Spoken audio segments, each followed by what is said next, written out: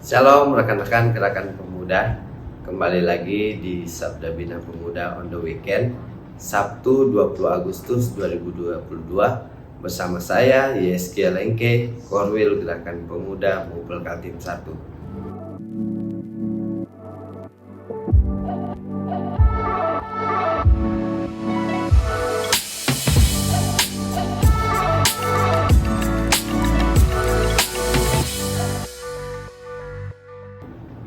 Sebelum kita membaca dan merenungkan firman Tuhan pada hari ini, mari kita satu di dalam doa.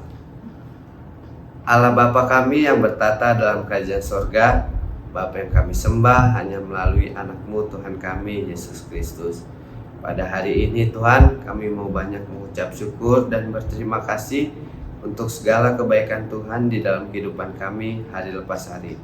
Ya Tuhan, pada hari ini kami akan merenungkan firman-Mu. Kiranya Engkau memberikan hikmat kepada kami agar kami bisa mengerti isi firman-Mu ini Tuhan. Berfirmanlah Tuhan, karena kami siap mendengarkan. Amin. Pembacaan Alkitab kita pada hari ini terambil dari 2 Timotius 4 ayat yang pertama sampai yang kelima, yang menyatakan, di hadapan Allah adalah Kristus Yesus yang akan menghakimi orang yang hidup dan yang mati. Aku berpesan dengan sungguh-sungguh kepadamu demi penyataannya dan demi kerajaannya. Beritakanlah firman, siap sedialah baik atau tidak baik waktunya. Nyatakanlah apa yang salah, tegurlah dan nasihatilah dengan segala kesabaran dan pengajaran. Karena akan datang waktunya, orang tidak dapat lagi menerima ajaran sehat, tetapi mereka akan mengumpulkan guru-guru menurut kehendaknya untuk memuaskan keinginan telinganya. Mereka akan memalingkan telinganya dari kebenaran dan membukanya bagi dongeng. Tetapi kuasailah dirimu dalam segala hal, sabarlah menderita, lakukanlah pekerjaan pemberitaan Injil dan tunaikanlah tugas pelayananmu. Demikian firman Tuhan. Pembacaan Sabda Bina Pemuda kita pada hari ini berjudul Pemimpin yang Sadar Diri. Dalam dunia olahraga, seorang petinju dilatih untuk menerima pukulan dari lawan. Uniknya, setiap kali menerima pukulan di wajah, matanya harus tetap terbuka. Ini dimaksud agar sang petinju tetap waspada terhadap pukulan lanjutan dari lawan. Juga tetap terjaga untuk melihat sasaran serangan balik. Mereka biasa menghadapi persoalan, bukan memalingkan wajahnya. Mereka paham bahwa untuk dapat bertanding dengan baik, mereka mesti memperhatikan sungguh-sungguh ajaran yang benar dari sang pelatih. Kata kuasailah dirimu, nepe atau nepo, berarti sadar atau terus melihat.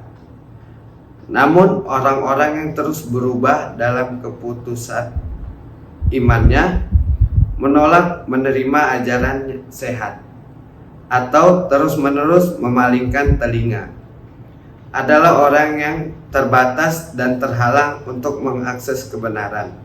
Karena itu, orang yang terus berubah akan melemahkan kewaspadaan dan kesadaran, serta kesulitan untuk melihat yang benar. Tapi penguasaan diri, orang tidak memperoleh solusi, melainkan kolusi dengan kekacauan. Hal ini membahayakan keselamatan diri dan persekutuan. Sobat pemuda, siapapun tidak akan terlepas dari berbagai kendala dan persoalan. Cara mengatasi tekanan tersebut bisa bermacam-macam. Ada yang serius menanggapi, ada yang santuy, ada yang lari ke narkoba, ada pula yang menggunakan orang pintar. Rasul Paulus mengingatkan Timotius untuk menguatkan hati dan pikiran, tetap sadar sekalipun dalam tekanan, tetapi konsisten untuk mengambil keputusan yang benar dan terbaik. Seperti orang petinju yang tetap sadar, waspada, awas, dan tangkas, demikianlah pemuda diajar sebagai pemimpin yang baik. Firman Tuhan menuntut kita menjadi pemimpin yang sadar diri maupun menguasai diri. Rekan-rekan gerakan pemuda, di dalam kehidupan kita hari lepas hari, tentunya kita akan dipertemukan dengan pergumulan-pergumulan atau tantangan-tantangan hidup. Baik dari pekerjaan, dari pendidikan, bahkan dari eksternal diri kita sendiri. Ini yang akan bisa membuat kita kewalahan atau sampai kita frustasi. Dalam hal ini, kita bisa saja melakukan hal-hal yang di luar batas. Contohnya mungkin seperti bacaan kita tadi, kita akan menggunakan narkoba atau hal-hal negatif lainnya yang bisa merusak diri ataupun merusak orang lain juga.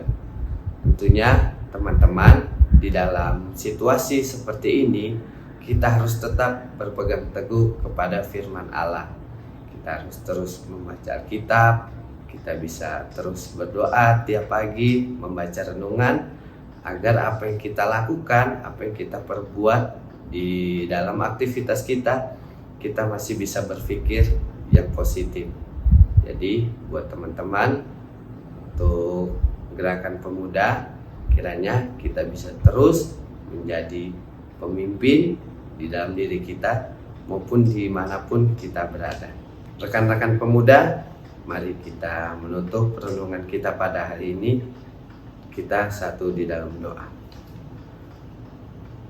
Tuhan Yesus Kristus yang bertata dalam kerajaan sorga, kembali lagi kami datang kepadamu untuk banyak mengucap syukur dan berterima kasih, karena pada hari ini kami telah membaca dan merenungkan firman Tuhan.